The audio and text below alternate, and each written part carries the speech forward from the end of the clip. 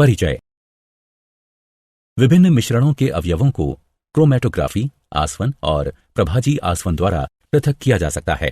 तो आइए इस मॉड्यूल में हम कुछ अन्य पृथक्करण की विधियों की चर्चा विस्तार से करें। उद्देश्य। इस पाठ के अंत में आप निम्न करने में सक्षम हो जाएंगे: किसी मिश्रण के अवयवों को क्रोमैटोग्राफी, आसवन और प्रभाजी आसवन द्वारा पृथक करना, वायु के अवयवों को पृथक करने की विधि के बारे में बताना, क्रिस्टलीकरण द्वारा ठोस पदार्थों के शुद्धिकरण पर चर्चा करना, शुद्ध पदार्थों को वर्गीकृत करना। ऊर्ध्वपातन। यह विधि उन मिश्रणों के पृथक्करण के लिए अपनाई जाती है जिनके अवयव जो गर्म करने पर सीधे गैस अवस्था में परिवर्तित हो जाते हैं, उनमें उपस्थित अशुद्धियों जो गर्म करने पर सीधे गैस अवस्था में परिवर्तित नहीं होते, उससे गर्म करने पर पृथक हो जाते हैं। इस चित्र में यदि अमोनियम क्लोराइड और साधारण नमक के मिश्रण को गर्म किया जा रहा है तो अमोनियम क्लोराइड ऊर्ध्वपातित हो जाएगी, जिसका शीतलन करके ठोस रूप में पुनः प्राप्त किया जा सकता है तथा नमक नीचे ही रह जाएगा। क्रोमैटोग्राफी। इस विधि द्वारा किसी द्रव से उसके रंगीन अवयवों को छानक पत्र अथवा सोख्ता कागज की सहायता से पृथक किया जाता है। छानक पत्र की पट्टी के एक सिरे पर स्याही की एक बूंद रखिए और वो सिरा जल से भरी एक परख नली में डालिए। स्याही 2 या 2 से अधिक रंगीन अवयवों का मिश्रण होती है। वह अवयव जो जल में अधिक घुलनशील है, पानी में जल्दी घुलता है और पृथक हो जाता है। आसवन। इस विधि में परस्पर घुलनशील द्रवों को उनके मिश्रण को उबालने के पश्चात उनके वाष्प के शीतलन द्वारा उनको संघनित करके पृथक किया जाता है। साधारण आसवन का प्रयोग उन 2 परस्पर घुलनशील द्रवों को पृथक करने के लिए करते हैं जिनके क्वथनांकों में पर्याप्त अंतर होता है। यदि एसीटोन और जल को आसवन उपकरण में गर्म किया जाए तो एसीटोन का क्वथनांक कम होने के कारण वह जल से पहले उबलकर वाष्पित होगा और शीतलन विधि द्वारा संघनित होकर जल से पृथक हो जाएगा। प्रभाजी आसवन। प्रभाजी आसवन का प्रयोग उन 2 परस्पर घुलनशील द्रवों को पृथक करने के लिए किया जाता है जिनके क्वथनांकों में 25 K से कम का अंतर होता है। प्रभाजी आसवन का प्रयोग पेट्रोलियम के अवयवों तथा वायु से विभिन्न गैसों को पृथक करने के लिए किया जाता है। वायु के अवयवों का पृथक्करण। वायु विभिन्न गैसों का मिश्रण है। वायु के अवयवों को प्रभाजी आसवन द्वारा पृथक किया जा सकता है। वायु को दबाव बढ़ाकर और ठंडा करके द्रवित वायु में संपीड़ित कर लेते हैं। इस द्रवित वायु को प्रभाजी आसवन स्तंभ में धीरे धीरे गर्म करते हैं।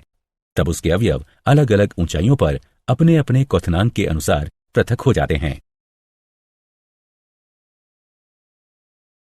क्रिस्टलीकरण द्वारा ठोस पदार्थों का शुद्धिकरण। क्रिस्टलीकरण विधि में किसी ठोस पदार्थ को उसके विलयन से शुद्ध रूप में प्राप्त किया जाता है। क्रिस्टलीकरण विधि द्वारा हम कॉपर सल्फेट के विलयन से शुद्ध कॉपर सल्फेट प्राप्त कर सकते हैं। जल की कम से कम मात्रा में 5 ग्राम कॉपर सल्फेट घोलें। अशुद्धियों को अलग करने के लिए विलयन को छान लें। संतृप्त विलयन प्राप्त करने के लिए विलयन को चाइना डिश में वाष्पीकृत करें। विलयन को छानक पत्र से ढककर ठंडा होने दें। ठंडा होने के पश्चात शुद्ध कॉपर सल्फेट के क्रिस्टल मिलेंगे। शुद्ध पदार्थों के प्रकार। शुद्ध पदार्थ 2 प्रकार के होते हैं जिन्हें तत्व और यौगिक कहा जाता है। तत्व यह पदार्थों के मूल रूप होते हैं जिन्हें किसी भी रासायनिक अभिक्रिया द्वारा अन्य सरल रूप में नहीं तोड़ा जा सकता है। इन्हें धातु, अधातु और उपधातु में वर्गीकृत किया जाता है। धातु ये चमकीली, गुंजायमान, लचीली, आघात वर्धनीय, तन्य और ऊष्मा तथा विद्युत की सुचालक होती हैं। अधातु ये चमकीली, गुंजायमान, लचीली, आघात वर्धनीय तथा तन्य नहीं होती हैं तथा ये विद्युत और ऊष्मा की कुचालक होती हैं। उपधातु ये वे तत्व हैं जिनमें कुछ गुण धातुओं के तथा कुछ गुण अधातुओं के होते हैं, जैसे बोरान, सिलिकॉन, जर्मेनियम इत्यादि। यौगिक ये वे पदार्थ हैं जो 2 या 2 से अधिक तत्वों के एक निश्चित अनुपात में रासायनिक संयोजन से बनते हैं, जैसे जल, कार्बन डाइऑक्साइड, शर्करा, नमक, आयरन सल्फाइड इत्यादि। क्या आप जानते हैं, तत्व की संकल्पना रॉबर्ट बॉयल 1627-1691 ने की थी। उनकी परिभाषा का प्रयोगात्मक आधार था कि तत्वों को किसी भी तरह अन्य सरल रूप में नहीं तोड़ा जा सकता है। इसका तात्पर्य यह था कि सभी तत्वों की पहचान अस्थायी थी, जब तक कि बेहतर तकनीकों द्वारा यह नहीं बताया गया कि संभवतः गलती से किसी यौगिक को तत्व मान लिया गया था और किसी तत्व को यौगिक मान लिया गया था।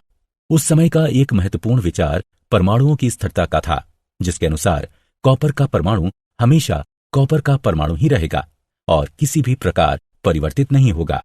रेडियोधर्मिता, संलयन और विखंडन जैसी आधुनिक खोजों ने इसे गलत सिद्ध कर दिया। ये विषय भौतिक विज्ञान और रसायन विज्ञान के बीच के हैं और इन्हें आगे की कक्षाओं में पढ़ाया जाएगा। सारांश। आइए हमने जो कुछ सीखा है उसे संक्षेप में दोहराएं। पृथक्करण की सही तकनीक का प्रयोग करके किसी भी मिश्रण से शुद्ध पदार्थों को प्राप्त किया जा सकता है। शुद्ध पदार्थ तत्व अथवा यौगिक हो सकते हैं। तत्व पदार्थों के मूल रूप होते हैं जिन्हें किसी भी रासायनिक अभिक्रिया द्वारा अन्य सरल रूप में नहीं तोड़ा जा सकता है। यौगिक वे पदार्थ हैं जो दो या दो से अधिक तत्वों के एक निश्चित अनुपात में रासायनिक संयोजन से बनते हैं। यौगिकों के गुणधर्म उन तत्वों के गुणधर्मों से अलग होते हैं जिनसे मिलकर वह बना होता है, जबकि एक मिश्रण के गुणधर्म उन तत्वों और यौगिकों के गुणधर्मों को प्रदर्शित करते हैं जिनसे मिलाकर वह बना होता है।